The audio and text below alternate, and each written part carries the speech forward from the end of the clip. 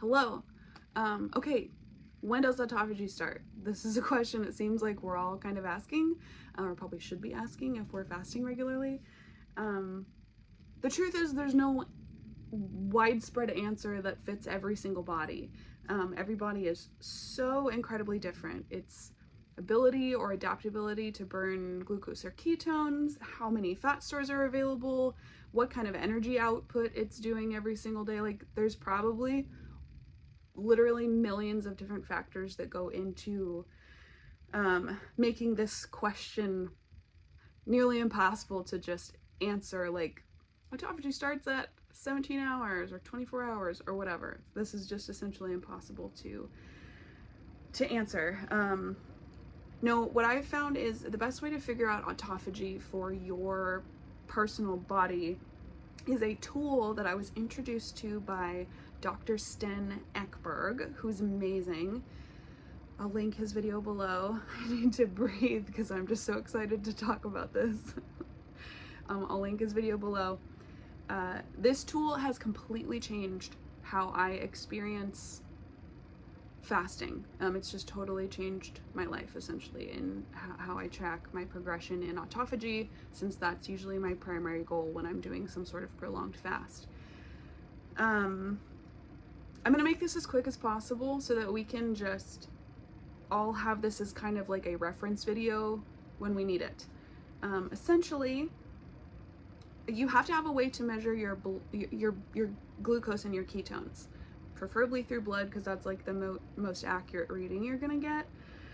I think we should probably all be just doing this anyway if we're fasting regularly, but to each their own. But it's a great tool to have, so I'd highly recommend getting some sort of a way to measure your blood glucose and ketone levels. So you'll take both readings in millimoles. If you can't get millimoles, if you can only get, you just need both readings in the same measurement.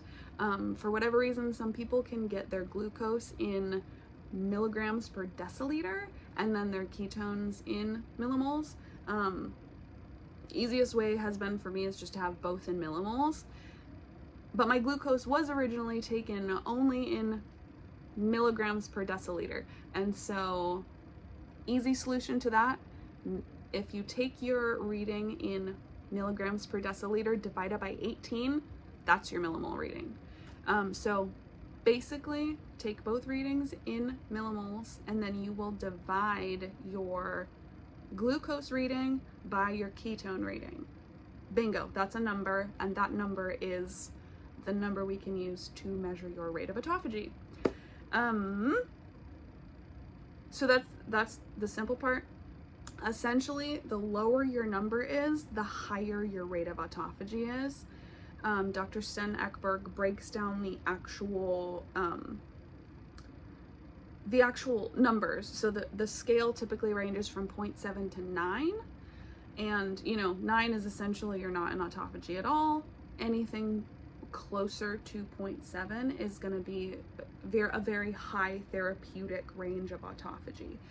But watch Dr. Sten Ekberg's video. He breaks down this whole scale of numbers and essentially like the kind of sections of the rate of autophagies and what's actually happening, what kind of benefits you're getting at each level. It's extremely helpful. This is just a quick basic video on how to take this reading and how to get this number.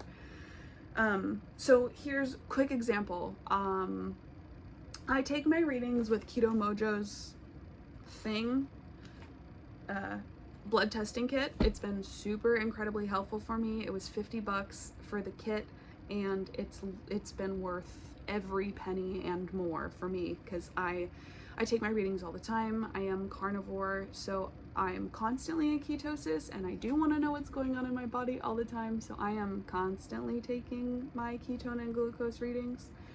But anyway, so yesterday night I took my readings at the end of a 4-day fast. So I was 4-day fasted, and my glucose in milligrams per deciliter was at 66, which, divide that by 18, you get millimoles. So my blood glucose was at 3.6 millimoles, and I took my ketones were at 6.2. So taking my glucose at 3.6, divide it by my ketones at 6.2, and that popped out 0.58. So 0.58 was where I was at in autophagy. That is very low. So I was in skyrocketed autophagy. I was super peaking in autophagy at this point, which makes a ton of sense because I was 4 days fasted. This is not a normal reading by any means. So like I said, I've been doing this consistently throughout my fasts because I do prolonged fast regularly, and it's been so fascinating and so helpful to have this information at the drop of a hat. So I'll do another video kind of following my progression of autophagy, like the rate of my autophagy and how it progresses through one of my normal fasts, because it is just actually incredibly fascinating. But right now, let's do one just real time so you can see how it's done. If you want to do it yourself, you can follow along later. But it's just super easy. So here's my testing meter. This is what it looks like. Sorry it's fuzzy. I'm doing it with my phone, but these are the testing strips. I have already opened them because I don't want them to take 1,000 years on the video. Here's my little poker. I'm gonna poke myself.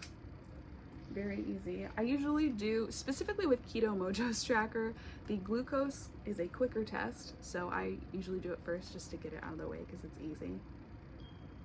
Blood. Get that in a little stick. And now this is going to be interesting because now I'm probably like 12 hours fasted right now. Yikes! My glucose is 105. Oh, sorry if it's mirrored. My glucose is 105, which is, gosh, kind of terribly high. Especially when I'm fasted. I promise I'm not pre-diabetic. Well, knock on wood, I guess. And then here's the ketone testing strip in there. A little more blood.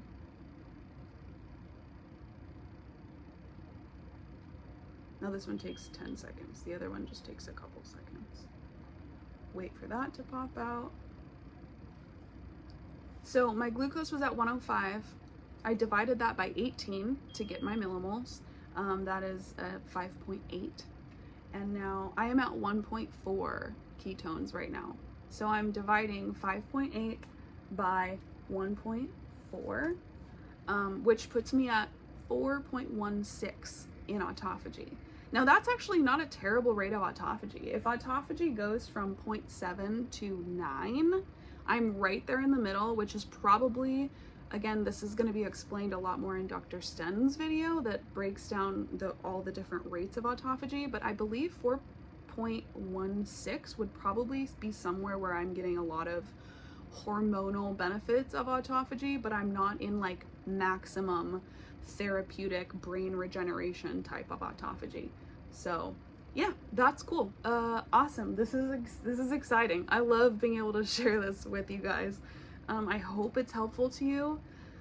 I mean, keep in mind when you're doing your readings, if you end up doing your readings like this, if you get a funky reading, like super high blood sugar, like for example, just now, 105 is very high for me. My blood sugar when I'm normal is typically somewhere around